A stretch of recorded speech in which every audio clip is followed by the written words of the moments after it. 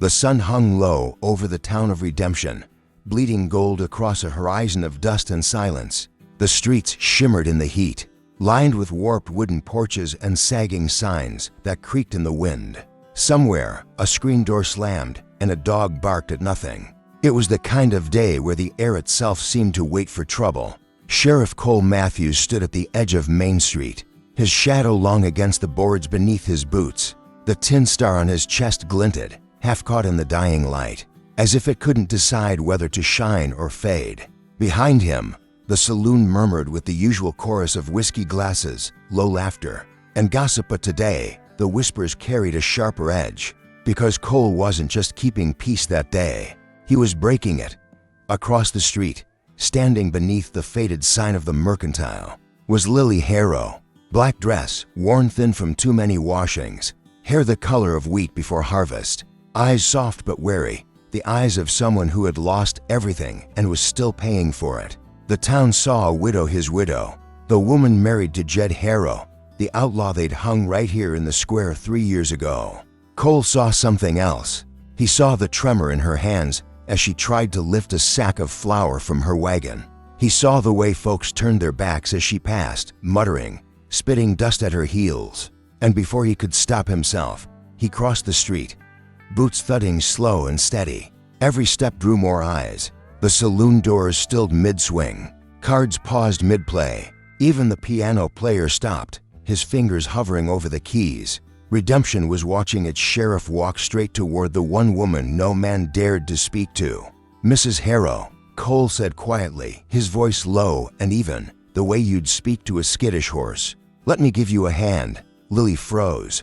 Her gaze darted to the saloon windows, where faces pressed close behind dusty glass. She shook her head, clutching the sack tighter. "You shouldn't, Sheriff. They're already talking. I've lived through worse talk," he replied. He lifted the sack, placed it in her wagon, and brushed the flour from his hands. For a moment, just a breath, the world fell still around them. No gunfire, no gossip, just a people standing too close in the wrong town. Then came the laughter. From the saloon porch, low and ugly. "Careful there, Sheriff," a voice called. "You saved the widow once. She'll think you're trying to replace her, outlaw." The men laughed, and Lily's face turned scarlet. Cole's jaw tightened. He wanted to turn and silence them with one hard stare, but he didn't. He couldn't afford to. Not yet. He tipped his hat to Lily instead. "You ride home safe, ma'am," he said, voice steady, though his chest ached with the weight of what he'd just done. As she climbed into her wagon and steered away, Cole watched her disappear down the dusty road leading out of town. He knew the whispers would grow like wildfire now, spreading from porch to porch, from preacher to barkeep. But in that moment, under the dying sun of redemption, Sheriff Cole Matthews crossed an invisible line and deep down. He knew there was no turning back. Before that day, before the whispers and the stairs, redemption had already been a place where forgiveness went to die. The town had earned its name not from holiness, but from irony, built in the dust shadow of the southern mesas. It was the last stop before the Badlands swallowed everything. Its streets were narrow and mean, its people proud and suspicious. Outlaws came and went through redemption like storms, leaving behind broken windows, burned barns, and widowed hearts. 3 years back, Jed Harrow's gang had ridden through at dawn. The memory was still burned into every plank and porch. They'd robbed the bank, shot the owner dead, and left the sheriff of that time hanging from a cottonwood. When Cole Matthews arrived weeks later, a younger man then, hardened from years of deputy work in Tombstone, the town looked at him with something between hope and exhaustion. He'd restored order the only way he knew how, clean, firm, and without compromise. But order didn't bring peace, not in a place like this. The day they caught Jed Harrow was supposed to be a triumph. Cole remembered standing in the square as the outlaw faced his final justice, rope creaking above the crowd's silence. Lily had been there too, eyes hollow, a black shawl pulled tight around her shoulders. She hadn't wept, she hadn't begged, she'd only watched like someone already halfway gone from this world. After that, she vanished to the edge of town, living alone in a weather-beaten ranch house that looked ready to fold in on itself. Some said she kept Jed's pistol on her nightstand. Others swore she talked to ghosts. The truth was simpler. She wanted only to be left alone. But Redemption was not a town that left people alone. Every Sunday, whispers trailed her when she came to buy supplies. Children pointed. The preacher's wife crossed to the other side of the street. To them, she was still part of Jed's sin. As if evil could cling to a person's name long after the grave. Cole saw it all from his office window, the way they treated her. The way guilt and rumor built walls thicker than stone. He told himself it wasn't his place to interfere. That his job was to keep the peace, not mend hearts. But loneliness eats at a man out here. It wears down duty until it begins to look a lot like mercy. And in Redemption, mercy was the most dangerous thing a man could show. The rain came hard that night, wild, angry rain that turned the dirt roads into rivers of mud and hammered against the tin roofs. Like a warning from heaven, most folks in Redemption had long since barred their doors and banked their fires. But the sheriff's lamp still burned in the office window, casting a lonely glow across the storm-swept street. Cole sat at his desk, head pushed back, half listening to the thunder while the clock ticked steady in the background. The smell of wet dust and old coffee filled the room. He'd just reached for his coat when a sharp knock split the silence. When he opened the door, there she was, Lily Harrow, soaked to the bone, her shawl plastered to her shoulders, eyes wide with a fear that didn't belong to the storm. "Sheriff," she gasped, rain dripping from her chin. "I didn't know where else to go." He stepped aside without a word, and she hesitated before crossing the threshold. The lamplight caught her face, pale, trembling, and worn from too many sleepless nights. Cole offered her a seat, poured her coffee with hands that hid a tremor of their own. "It's them again," she whispered. "3 men from town. They come by the ranch at night, yell things, throw rocks. They say I got no right living on land bought with stolen money. Said they'd make sure I was gone before the next moon." Cole's jaw tightened. He'd heard whispers about those men, farmers with more pride than sense, still sore from what Jed Harrow's gang had taken years ago. "You tell me who they are," he said quietly, "and I'll handle it." Lily shook her head, her hands twisting around the cup. "If you go after them, they'll say you're protecting me because of what folks think. You know what they already say, Sheriff. You'll lose your badge over this." He leaned back, watching her through the lamplight's soft flicker. Her voice was steady, but her eyes told the truth. She was terrified. And beneath that fear was something else. Exhaustion, the kind that seeps into a soul when the world's turned its back for too long. "Let them talk," Cole said at last. "If the law ain't good for a woman who's done no wrong, then it ain't good for much at all." For a heartbeat, she just stared at him, searching, doubting, hoping. Then her eyes softened. "Thank you, Sheriff," he nodded. But even as she rose to leave, he knew that one promise would change everything. By dawn, the rain would stop, but the storm he'd just invited into his life was only beginning. From the saloon to the church steps, the town would buzz with gossip by morning. Redemption would never forgive him for stepping into that widow's fight. But standing there in the quiet after she left, Cole felt something stir in him, something he hadn't felt in years. It wasn't rebellion. It wasn't pity. It was the dangerous beginning of care. And in Redemption, caring for the wrong person could get a man destroyed. By sunrise, the rain had washed the dust clean off Redemption, but not the talk. Gossip travels faster than gunfire in a small town. And before the sheriff had even saddled his horse that morning, every porch and parlor in town was humming with his name. They said the sheriff had been seen alone with the outlaw's widow in the dead of night, that he'd sworn to protect her like she was his own. That maybe, just maybe, the badge on his chest meant less to him now than a woman's frightened eyes. By noon, even the merchants were making their opinions known. The blacksmith, usually quick with a smile, barely nodded when Cole passed. At the general store, old Mrs. Garvey refused to take his coin. "Lawman ought to know better than to keep company with trouble," she muttered. Slamming the register drawer shut, Cole didn't argue. He just turned and walked out, the door creaking behind him. At the jailhouse, 2 of his deputies waited, Tom and Ray, young men he'd trained himself, both looking uneasy.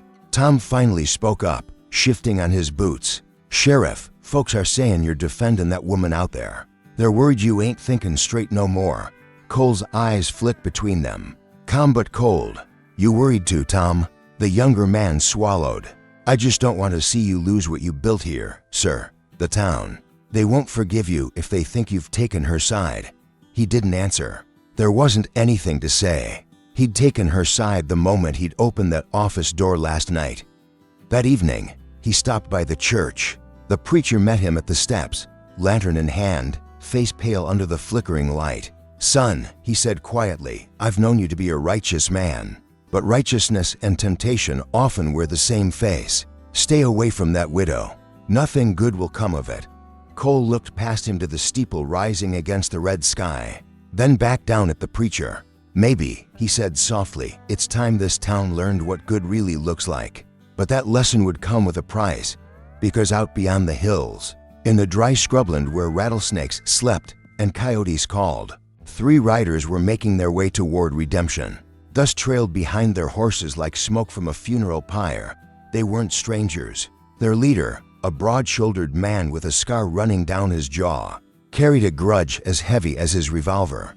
Jed Harrow's brother Calder was coming home, and he wanted answers. Word was Lily still had something that belonged to their gang, and if the town wouldn't forgive her, Calder surely wouldn't either. As the saloon lights flickered on that night, laughter and whispers swelled like a hive stirred by a stick. The sheriff sat alone at his desk, staring at the rain-stained window. The sound of the wind carrying faint echoes from the saloon. The sheriff's lost his head. All for the outlaw's woman. Cole leaned back in his chair, one hand resting on the badge that once felt like his purpose. Now, it felt more like a weight. He'd sworn to uphold the law, but what happens when the law itself turns cruel? Outside, thunder rolled again in the distance, not from the sky this time, but from hooves on the horizon, and redemption had no idea what was about to ride into town. Night settled heavy over the valley, thick with the scent of sage and storm. The lamps in the sheriff's office burned low, their light soft and amber, throwing long shadows across the walls. Cole had been up half the night, waiting for word from his deputy who'd ridden south to scout the ridge trails. But it wasn't a deputy who came knocking. When the door creaked open, Lily stood there again. She looked smaller this time, wrapped in a worn shawl, eyes hollow from lack of sleep. Mud spattered her hem, and her hands trembled as she clutched a folded piece of paper. "I didn't want to bother you again," she whispered, "but I reckon I don't have a choice anymore." Cole motioned her in, locking the door behind her. The way she kept glancing over her shoulder told him everything. Someone had followed her. He poured her coffee, though she barely touched it. When she finally spoke, her voice broke somewhere between shame and fear. "It's about Jed," she said. "About what he left behind." Cole froze, every muscle going still. He'd thought the ghost of Jed Harrow was long buried, but Lily's next words dug him right back up. "The night before he was caught," she continued, "Jed came home covered in blood. He said he was done running. He hid something under the floorboards of the barn gold from the bank robbery. I never wanted it. Swore I'd burn it before I touched a coin of it. But his men, they think I know where it is." Cole leaned forward, his eyes steady. "Do you?" She shook her head fiercely. "Not anymore. After he died, I dug it up and threw it into the river north of town. I wanted no part of his sins. But Calder and the rest, they won't believe me. They're comin', Sheriff. I can feel it in my bones." The words hung between them, heavy as thunder. Outside, the wind rattled the shutters. Cole stared at her, this woman the town called Kirsten, for the first time. He saw not a widow, not an outlaw's wife, but someone standing alone against a past she never asked for. "They'll come," he said quietly. "And when they do, they'll find me waiting." Lily's eyes shimmered. "You'll lose everything for me, Cole. Your badge, your home, your place here." He gave a small, sad smile. A man can't lose what already stopped mattering. For a long moment, neither spoke. The clock ticked slow, marking the end of peace and redemption. The real danger had arrived, not from gossip or pride, but from men who carried vengeance in their saddlebags. And Cole Matthews, against all reason, had just chosen his side. The fire started just after midnight. Cole had been half dozing in his chair, boots on the desk, when a pounding on the jailhouse door jolted him awake. Young Deputy Ray burst in, out of breath, rain and sweat streaking his face. "Sheriff Fitz, Lily's place. Fire. Big one. I seen riders, 2-3, maybe 4. Cole was already moving before Ray finished.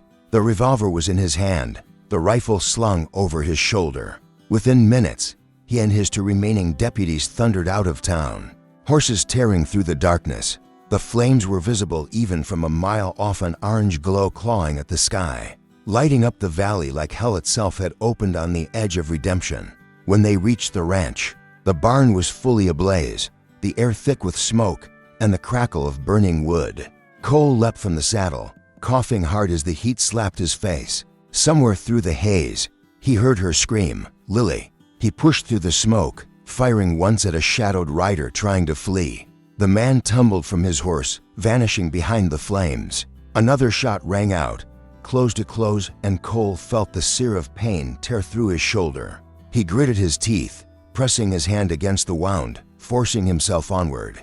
He found her near the porch, half collapsed, clutching a small box to her chest, the only thing she'd managed to save. He grabbed her arm, dragging her away from the fire, just as the roof groaned and gave way behind them. In a rain of sparks, "Come on," he rasped, pulling her toward the waiting horses. "We're getting you out of here." She tried to protest, but her voice was drowned out by the roar of the blaze. They stumbled into the night, flames painting their faces gold and crimson. From the distant ridge, the town could see it all, the sheriff and the widow, silhouetted against the inferno. Some said prayers under their breath, others just turned away. No one saddled a horse, no one rode to help. By dawn, all that remained of Lily's ranch was a blackened field and a woman's sobs carried on the wind. Cole sat beside her, his arm wrapped tight with a strip of his shirt, blood soaking through. The pain in his shoulder was sharp, but the pain in his chest cut deeper. Everything he'd built in redemption, his name, his badge, his standing, had gone up in flames alongside that barn. And yet, as he looked at Lily, her face streaked with soot and tears, he knew he'd make the same choice again. Some fires destroy, others reveal. That night, Sheriff Cole Matthews lost his reputation, but found something far more dangerous. His heart had made its choice, and there was no undoing it now. The dawn came cold and sharp, the kind of morning where every sound carries for miles. The smoke from Lily's burned ranch still hung low over the valley as Cole saddled his horse, one arm bound tight in blood-stained bandages. His deputies had begged him to wait, but there was no waiting left in him. The men who'd done this were heading north toward Redemption Creek, where the water ran shallow and the canyon walls made ambushes easy. He rode hard, every jolt sending pain through his shoulder. The land opened wide and lonely before him, scrub brush, dry creek beds, and the faint glint of the rising sun. By the time he reached the canyon mouth, he could see their campfire, a small orange eye flickering in the half-light. 3 horses tied up, 3 men moving slow around the coals. He dismounted quietly, rifle in hand, heart steady as stone. The first shot cracked through the dawn like thunder. One outlaw went down before he could even reach for his gun. The others dove for cover, returning fire in wild bursts that echoed off the canyon walls. Cole pressed himself against a boulder, breath ragged, smoke curling around his hat brim. Then came the voice, deep, cold, familiar. "Calder Harrow, you should have stayed out of this, Sheriff," he called. "You protectin' my brother's whore now? She got you that twisted?" Cole's jaw clenched. He stepped out from behind the rock, eyes locked on Calder, who stood tall in the clearing, revolver ready. "This ends today, Calder. You burned her home. You hurt innocent folks. You'll answer for it." Calder laughed, a rough, joyless sound. Funny talk, coming from a man protecting an outlaw's widow. He raised his gun. They fired almost as one. The sound rolled through the canyon, scattering birds into the sky. When the echo faded, Calder lay motionless on the rocks, his revolver slipping from his hand. Cole staggered forward, clutching his shoulder again. The wound reopened, blood darkening his sleeve. Behind the boulders, a younger outlaw, barely more than a boy, scrambled out, trembling, hands raised. His gun clattered to the ground. Tears streaked through the grime on his face. "Please," he gasped. "I didn't want none of this. Calder made me come." Cole raised his rifle, then stopped. The boy's terror reminded him too much of another time, another life when he'd seen his own reflection in a mirror of mistakes. Slowly, he lowered the weapon. "Go," he said hoarsely. Ride far and don't come back. You tell folks what happened here that justice don't always mean killin'." The boy nodded and ran, boots splashing through the shallow creek, disappearing into the pale light of morning. Cole watched him go, then dropped to one knee, the strength bleeding out of him with every heartbeat. The world tilted, blurred. The sound of hooves reached him faintly through the haze, and then Lily was there, her skirts torn, her hair unbound, eyes wide with horror. "Cole." She dropped beside him, catching his head in her lap. Blood smeared her hands as she pressed them to his wound. "You fool," she whispered through tears. "You shouldn't have come alone." He managed a faint smile. Didn't figure anyone else would. The sunrise crept over the ridge, painting the world in gold and red. Around them lay the silence of spent fury, the smoke, the dust, the stillness after violence. Cole looked up at her face, haloed by the dawn. "If this is the end," he murmured, voice fading, "it's worth it." Lily bent low, tears falling onto his cheek. "Don't you dare die on me, Sheriff," she said, fierce and trembling. "Not after everything." And in that fragile light, love and sacrifice met to hearts bound together not by law or mercy, but by the fire they'd walked through to reach each other. The fires had long gone out by the time redemption found its calm again. Ash still clung to the air, and the smell of smoke lingered like a memory that refused to fade. Cole Matthews lay in the small clinic behind the saloon for 3 days and nights, his fever fighting as hard as he ever had. When he finally woke, the badge that had once gleamed proudly on his chest was sitting on the table beside his bed, tarnished, scratched, and no longer his. The town council had made it official. Sheriff Cole Matthews was done. The vote had been quick and cold. Some said he'd lost his way. Others whispered he'd betrayed the town by choosing the outlaw's woman over his duty. Not one man had stood in his defense, except Lily. She'd stayed at his side, tending to his wounds, never once flinching under the stares that followed her through the dusty streets. When Cole was strong enough to walk again, she helped him outside. The town looked smaller now, tired, suspicious, hollow. Yet as they passed down Main Street, the noise faded. The blacksmith looked up from his forge and gave a small, silent nod. The general store owner paused, sweeping, and touched the brim of his hat. Even the preacher, who'd once warned Cole to stay away, bowed his head slightly. No one spoke. But something had shifted. At the edge of town, their horses waited, saddlebags packed light. Cole stood for a long moment, looking back at the place he'd spent half his life protecting. The badge in his hand caught a sliver of sunlight before he set it gently on a fence post. "Reckon that's where it belongs," he said quietly. Lily looked up at him, her eyes soft but steady. "You didn't lose anything worth keeping." He smiled, faint but real. "Maybe not. Maybe I finally found what I'd been missing." As they rode out, the wind stirred the dust around their tracks, carrying them westward toward the open plains, away from judgment, away from ghosts. Behind them, redemption stood silent, its people left to wrestle with what they'd witnessed, a man who'd broken the law for love, and in doing so, had shown them what justice really meant.